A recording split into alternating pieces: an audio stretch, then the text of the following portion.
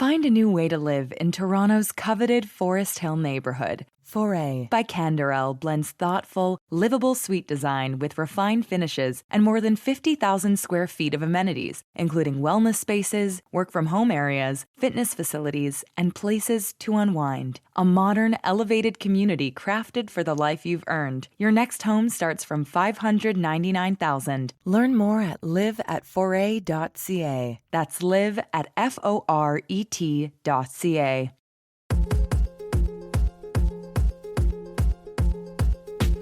Canada, for the most part, has very few guns.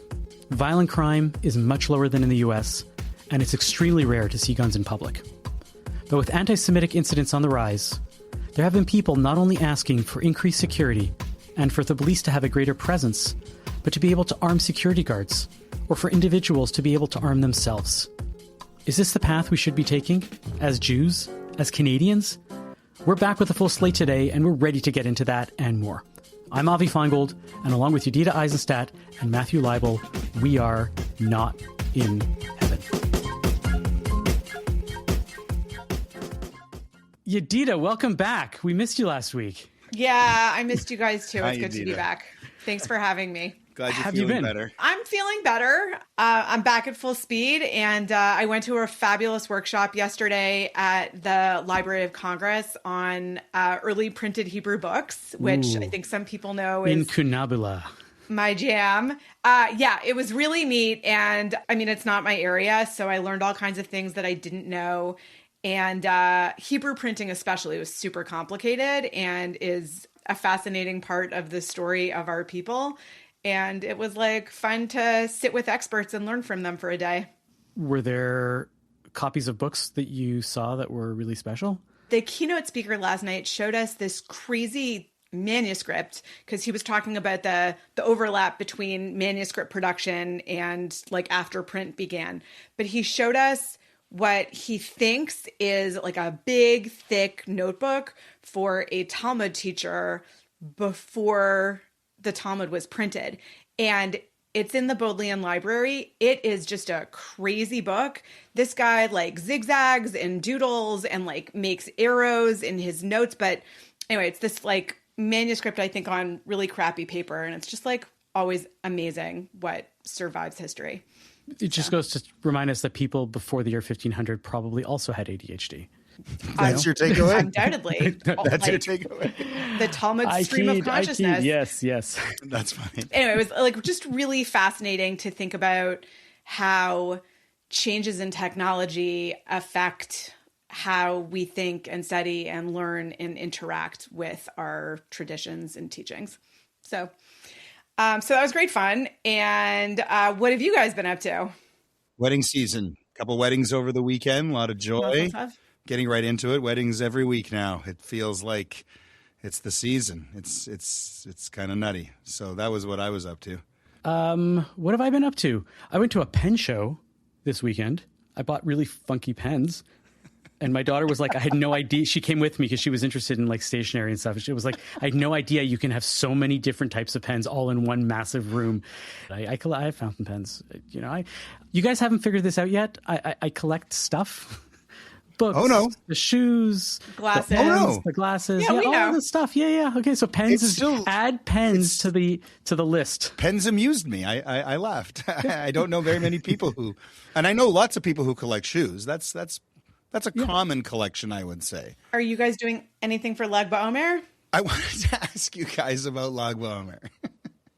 I work in a mostly non-Jewish setting, right? Like half the residents here are not Jewish, but 98% of the staff is not Jewish, right? So how would you easily explain Lag BaOmer?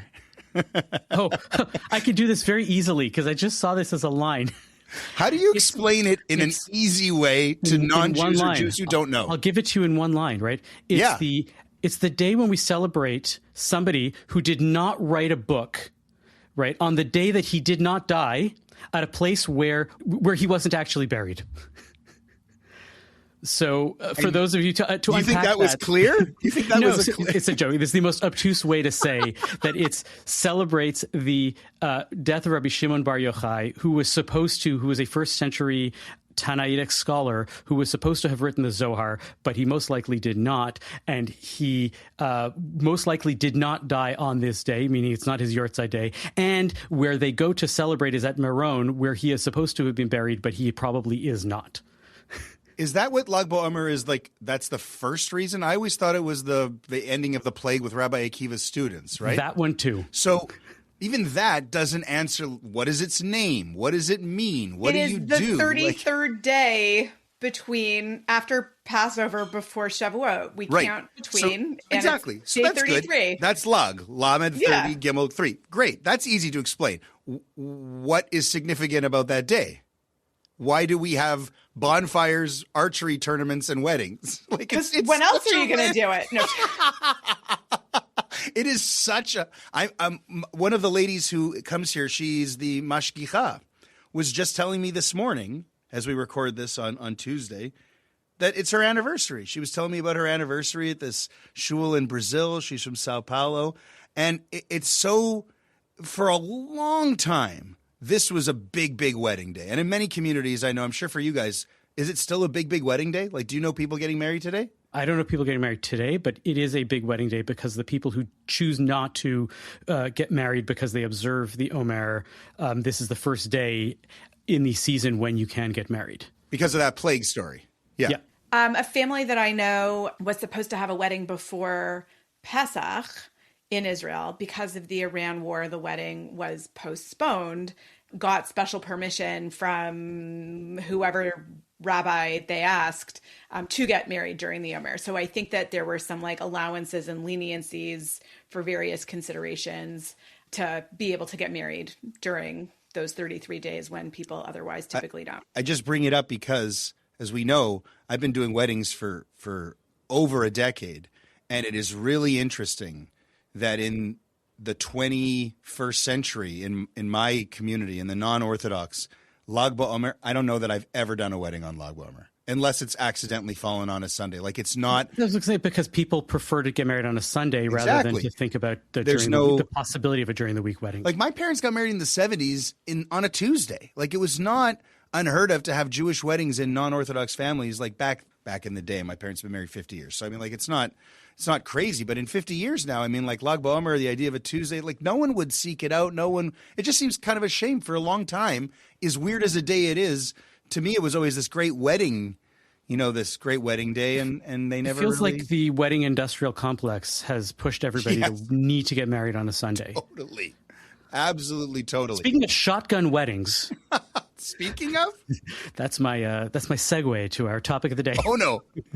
I got it.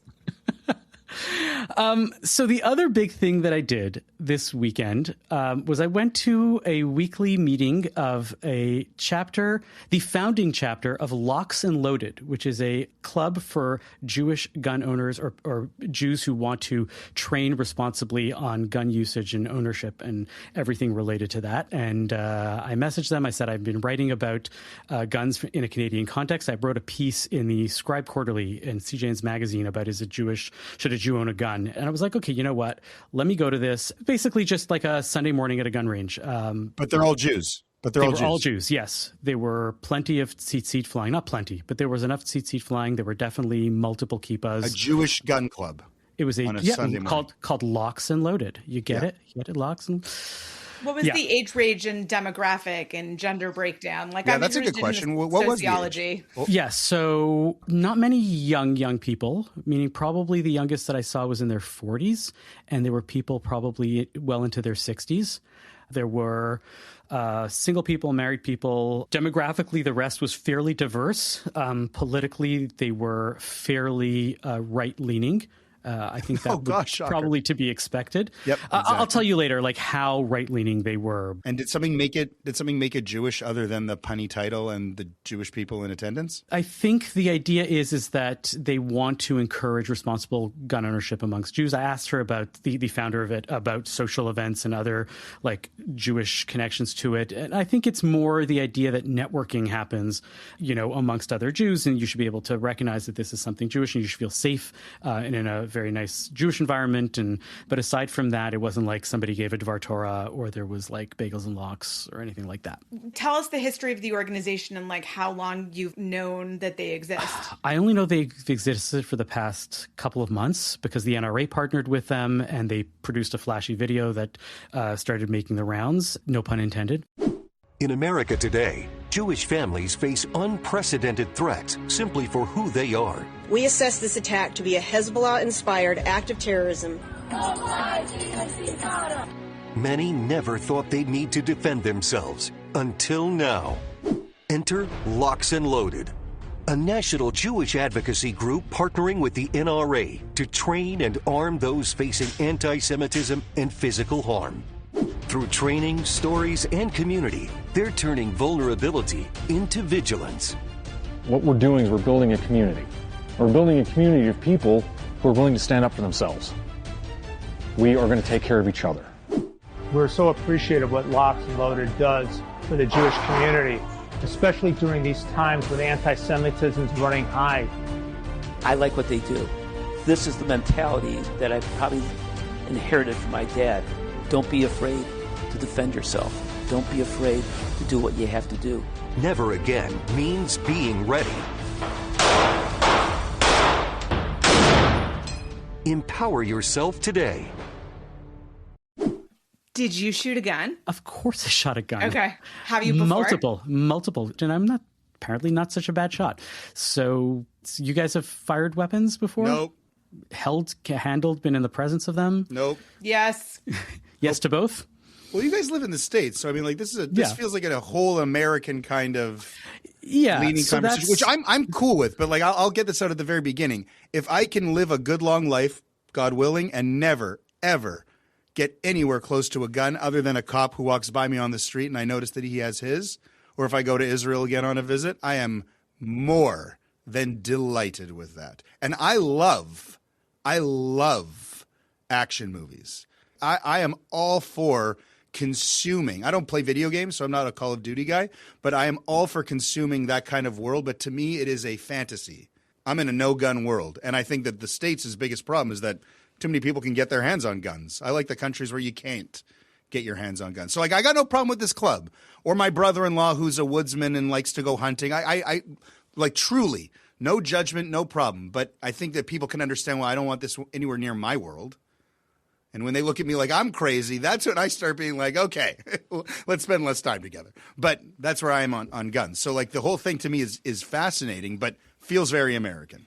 Right. And I mean, the literature talks about how like gun culture in Canada is very different than gun culture in the States, right? In Canada, it is more about like going out hunting in the woods and bringing some venison home, right? It's sporty and a tool, and it's much less about, the need for self-defense. And I think that that also probably has to do with differences in the process of licensing. It seems to be much harder in Canada to get a gun, though. It's pretty difficult from what I have been reading about. And there's actually a moratorium. Bill C-21 came out a few years ago that put a freeze on all purchases or transfers of guns. So if you have a gun... In Canada. In Canada. Right. No, I'm talking about here in the States, like what the process would be. Depends where you are. Relatively much easier. Depending on the state and the... so Chicago, it's very, very difficult in the city of Chicago, but in the suburbs, it's very different than that because the state of Illinois has different laws and the city is much more restrictive. And depending on if you go down south where the laws are fairly easy, because it is a right. It is a right to defend yourself. It is in the Second Amendment of the United States Constitution. It's in the Bill of Rights. And that means that the culture is fundamentally different. And that, by the way, has shifted my approach, right? So in theory, I'm very much with Matthew on this one, right? In that, I think that countries or cultures that severely restrict gun use are better off overall. And then I moved to the States, and I believe that in theory, but you realize that there are so many guns around in the country and in the culture, and they are not going away, that if that's the case, then I can see why somebody might want to say, well, if you can't beat them, then you have to absolutely join them because that's the only way that you're going to, feel like you're on equal footing with somebody who might come at you. Right. So I think that the most important word that you just said is feel. Yes. Yes. Because like my sense is, right, as Jews feel and are legitimately, statistically, subject to more anti-Jewish violence, Jews do, they do feel more threatened. And the question, I think, is, does arming up actually make you safer or open you up to all kinds of other dangers, like, having a gun in your house and that making statistically it much more likely that other terrible things happen with that gun.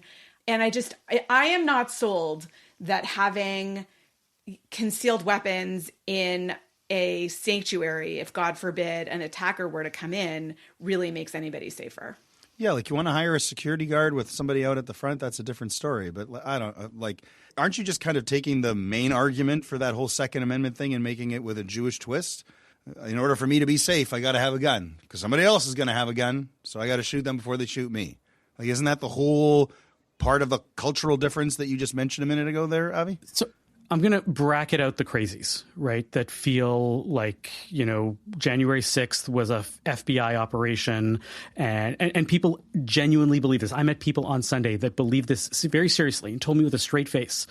But I'm going to take the sober, serious, thoughtful reasons why people believe that they should have guns in America. And it's basically distills down to several things. One is that defensive use is still a valuable and important thing. Individuals will not be able always to rely on the state to protect them or on security guards and shuls to protect them.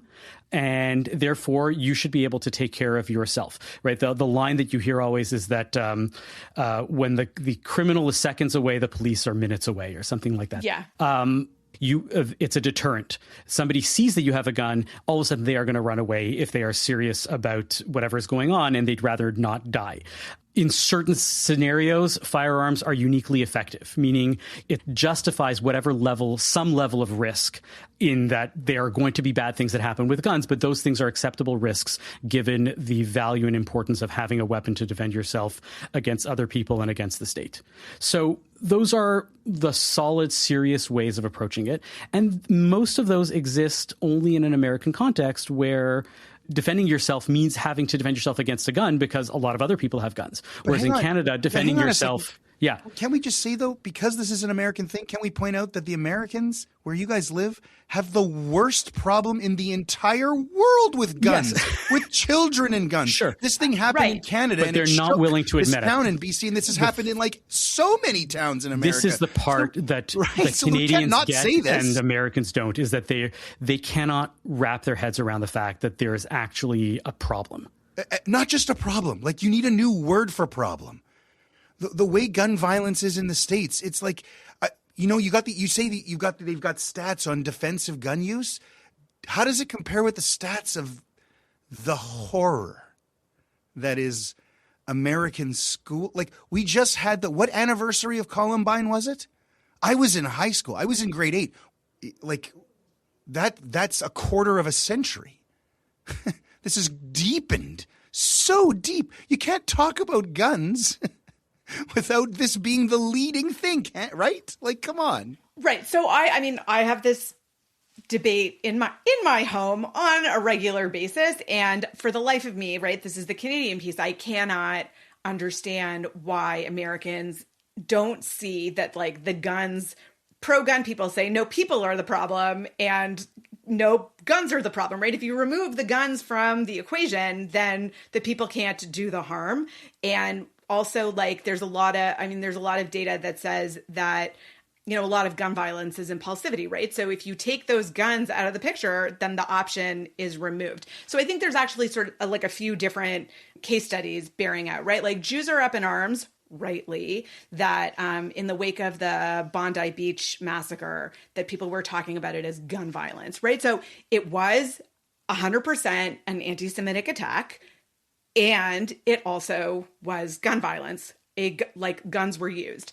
And so the Australian response now, finally, they're catching up on the anti-Semitism piece, but in response, they were saying, well, we have to tighten up our gun laws. So there is a connection there that in the wake of a huge episode of anti-Semitic gun violence, that like one response is tightening up on the guns, right? Americans will never, ever, ever do that.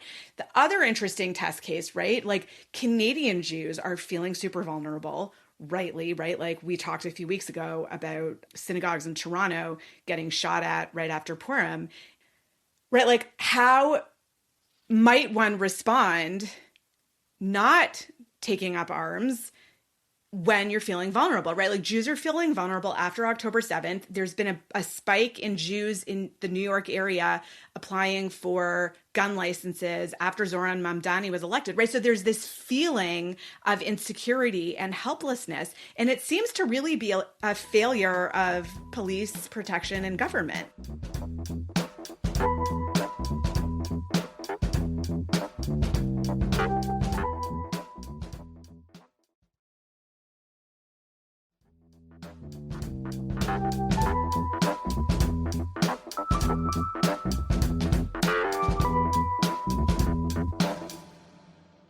I don't think it's a failure. I think that there's only so much that police can do. We can't expect that police are going to be outside every synagogue door every moment of every day. I agree, and I took that position on that episode, and I agree, and I'm not disputing that. What I am saying is that the feelings of insecurity are real. Jews are being attacked. There is a huge spike in violence. Mm-hmm. What could be done to make Jews feel and actually be more secure? And in the absence of any of those actions, it does make sense for Jews to take up arms. But no, in Canada or the U.S.? Right, in Canada, it's not an option. So what can we do? What I'm trying to say is that the Canadians that are asking for security guards to have guns or for themselves to be able to arm themselves, the thing that is happening to Jews in Canada will not be solved by having guns. By allowing security guards to have guns or allowing individuals to have guns. The question then becomes, what is the other thing that you can do in Canada? And then in the States, saying also in the States, I don't think Jews getting guns is going to solve the problem. I do agree that like hardening the target does make sense. I'm not sure that that means that Jews should be, carrying guns in their tallis bags inside shul. Is that something that's going on? Yes. Sure. Yeah. So the person who sits next to me in shul carries a gun every Shabbat. My into shul, you're allowed to. Sorry to interrupt. Into shul. So I wrote about this, and this is actually a big discussion. And there are many Jews who have asked this as a serious question halachically, and they say it's pikuach nefesh, it's preventing the death, saving lives, and they're like, okay, well, if that's the case, then you should be able to carry your weapon on Shabbat. I will accept that in cases where there's actual pikuach nefesh on Shabbat, you should be able to carry a gun on Shabbat, or in theory, just thinking about carrying a gun at all.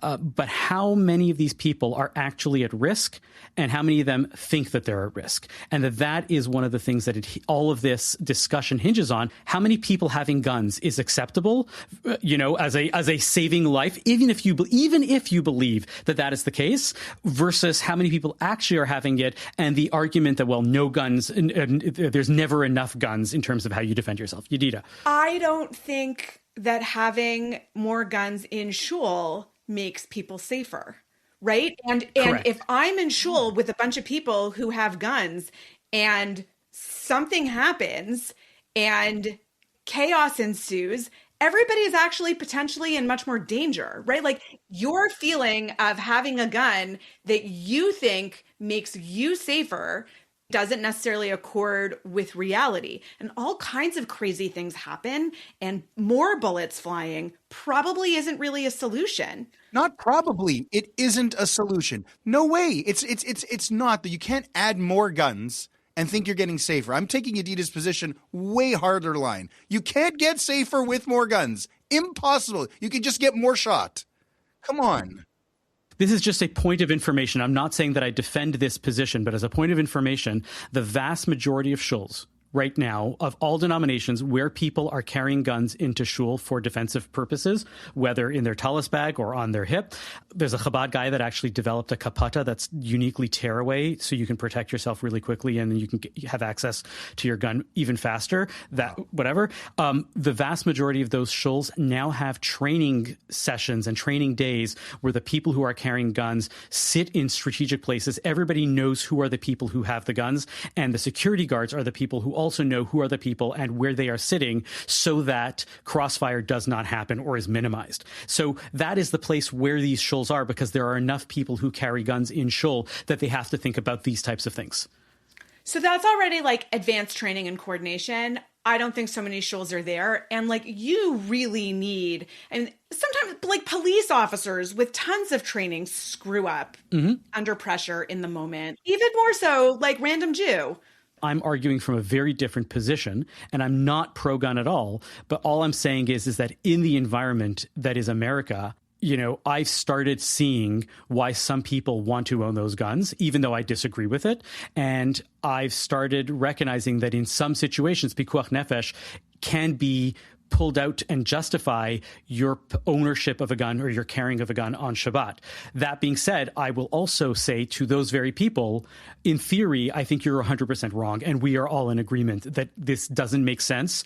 But because of the way that things are in America, I can't stop it, right? Like a shul can set a policy, but like Americans are going to have their guns, and there's, you know, really, it seems really nothing to be done about it. When we were living in Nashville years and years ago, a shot, like a big shot, was fired into the conservative synagogue in Nashville, and just like a few blocks up from the Orthodox shul that we were going to. And after that, there was like serious armed security, certainly outside of our shul, I assume also up the street. And I did feel a lot more secure, but it was because the person who was providing that security had years and years and years and years of real training, owned a security providing company, and like really knew what was up. And also other precautions were taken. It wasn't just having armed guards at the door. I think the community service network is great. And like my husband does security all of the time. Somebody suggested recently, and this is actually happening, that the people in the community who are providing that security alongside an armed guard should all be wearing bulletproof vests. And like, it's also just crazy to me that in 2026, like that's where we're at. Oh, this whole conversation breaks my heart. Yeah. It's terrifying.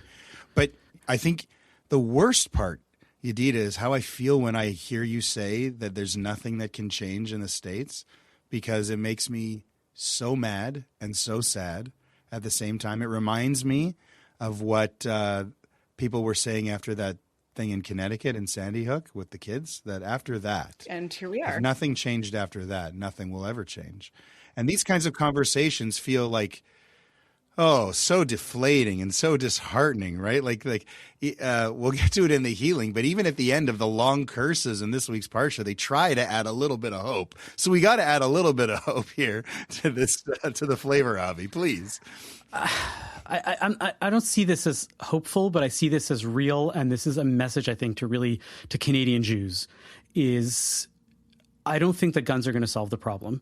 I think that what you were saying, Yedida, we should be thinking about hardening, the target to put it that way, and to recognize how to really approach synagogue life differently than what it was 10 or 20 or 30 years ago.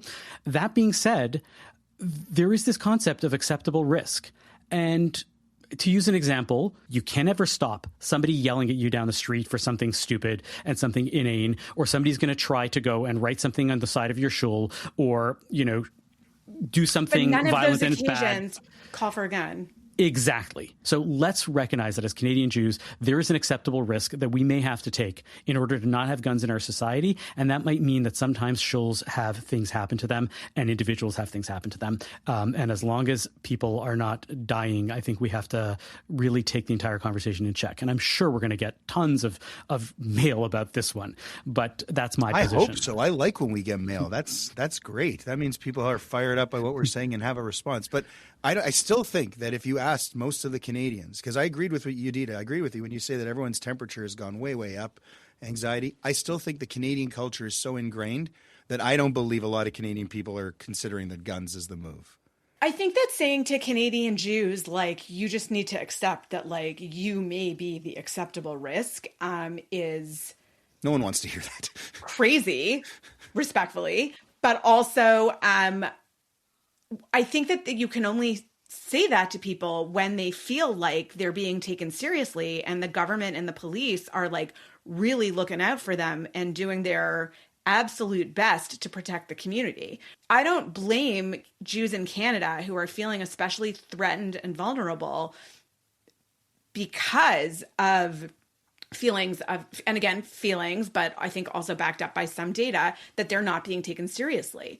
Before Bondi Beach, right, the Australian Jews were like clamoring for more protection, and they were saying like, we are feeling very threatened, and like, look at us under attack, and we know that this escalates, and we've seen this story before, and crickets. And then Bondi happened, and now there's a reckoning and a real conversation. And Canada is taking a note from that page, I think, finally. But like, to say to people, it's the inverse of in the United States, right? Saying like, you can't have guns, and we're not going to give you guns, and it doesn't matter how vulnerable and threatened you feel and really are, that, our commitment to not having a gun culture is more important than your ability to protect yourself, right? So there's a mirror image here. Look, if in America they keep talking about the fact that the acceptable risk of everybody having guns and being safe from, government tyranny and to be able to defend yourself is that mass shootings happen all the time and the amount of people that die per capita is way, way higher, right? If that's the case, then I guess what I'm trying to say is that in order to protect the entire society, sometimes when people are threatened, perceived to be or genuinely, sometimes you have to sort of say, I guess, well, we're a higher risk. I know it sounds crazy, but that's really the way that I feel. But I think that the piece that's different here is that when it's random, and when it's targeted, it's targeted. And when it's targeted, it's like, it's not random, right? You can't say acceptable risk, what are the odds that the school shooting will be at my kid's school? Is that an acceptable risk, right? What a crazy thing to say. But also Jewish communities know that they're being targeted. And I think for the most part, we don't even hear about most of those attacks. I was going to say, one of the things that we're not talking about is we don't know how much the police is actually doing behind the scenes to stop things from happening before they even happen. And the police does not need to go and inform us, hey, by the way, guys, this one thing happened, but we were actually able to prevent 95% of the other ones. And would that make us feel better or worse? Yeah. I heard some data out of England also recently. In Winnipeg, I think a lot of people would feel that the police has been welcome and has done a very strong job at all community events. Like, I know from my involvement with the school and even on the community level federation, they've always been very, very, very complimentary of like the support, the response from local police. That's Winnipeg. I think that there's like another thread in this conversation also about, right, there's the never again piece, and Jews feeling like when we'd been under attack in previous times, if we'd had arms, if we'd defended ourselves, if we'd coordinated, that the outcome would have been better, less people would have been hurt or killed. I think that this is like an important part of what's going on. And I've been thinking a lot about sort of conceptions of the new Jew, right? The new Jew who doesn't lay down, the new Jew who doesn't go like sheep to the slaughter, the new Jew who does make sure that they're a hard target. And that's just sort of like something that's been resonating for me in thinking about this. The thing I've been thinking about is, as I was leaving the Sunday morning training, the woman who was the co-founder of this organization, which again is called Lox Loaded. And she told me the reason why she called it that is she didn't want people to feel like this was a serious, threatening thing. She wanted it to feel as welcoming and as open as possible. And she asked me, did I have fun? And I countered with her. I was like, you're dealing with like really serious weapons that can kill people. Like, to stop and say, like, do you have fun? Like, shouldn't it be like something like serious? Like, you should have like COVID Roche, right? That we talk about like during davening, that you should have a serious demeanor and you should be thinking about how the weight of heaven is upon you. You should like, I don't think that it should be a fun event. And I feel like that was the symptom that was so indicative of the larger issue that was going on in Canada, that in America, that I think the people in Canada don't realize is that, yes, there are plenty of people with guns that treat them, and everybody there, when they were on the range, treated the weapon incredibly seriously, that you're not allowed to wave things. Like, it's very serious, the culture of safety around the gun. But then you walk out of there and you're like, oh, did you have fun? And I was like, I don't think you're supposed to have fun here. And, we ended up in a discussion about that. But I was like, yeah, that's part of the problem that goes on there and that I don't want to infect the Canadian society. You didn't get just like even a little rush? No. Trust me, it's not a little, it's a huge rush. You realize that like you're firing a 9mm, it feels very serious in your hand. See, to me, things like guns unlock the primal, and that's never good. The primal unlocked? No, not good. Canadians still don't, I don't think, feel that guns to solve the problem is the way. Like, we need something else to solve the problem of feeling threatened, right? The American response is, get them all guns. Get the teachers guns. Get the kiddies guns. All right. Let's move on to textual healing. Textual healing. It's time for some textual healing. Let's get biblical. Tell me a parsha, and we'll make it physical. Textual healing. It's time for some textual healing.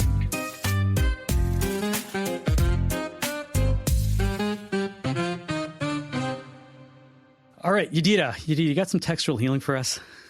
I do. So the parsha is Bahar Bechukotai, and it covers the laws of Shemitah. It's when you let the land lie fallow for a year in the 7th year, like Shabbat, and when debts are forgiven and other stuff happens. More on that in a minute. And then Bechukotai is the end of Sefer Vayikra of Leviticus. And like other law codes in the Torah, also it ends with a series of blessings and commitments for people who keep those laws, and then also some promised consequences if one does not keep those laws. So that's this week's parsha for the most part.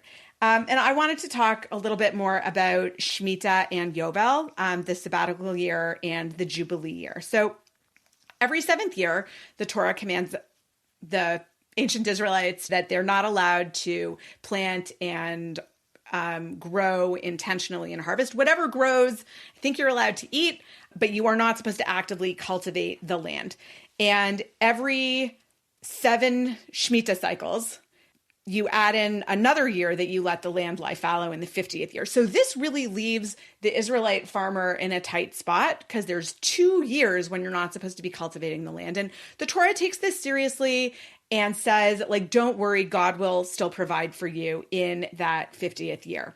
And this really requires a huge amount of faith in God. And it also sets up like an interesting economic system because in the 50th year, the other thing that happens is that territory would revert. So if in the course of a 50-year cycle in year 17, I'm totally destitute or I want to move to another community, I can sell my land, but the cost of my land is determined by how many years are left until it reverts back to being mine because it can't be sold in perpetuity. And I think that the really It's always a lease. It's never a full-on sale. Mm-hmm. Thank you. Because who really owns the land? God. Like, don't you think that you own this land? No, God has just leased it to you, and all you're going to do is like sublease it to another guy. So I think that that's really a really interesting economic framework here. And the rabbis also basically go ahead and say all of the 490 years that the first temple stood, the Israelites did not keep this.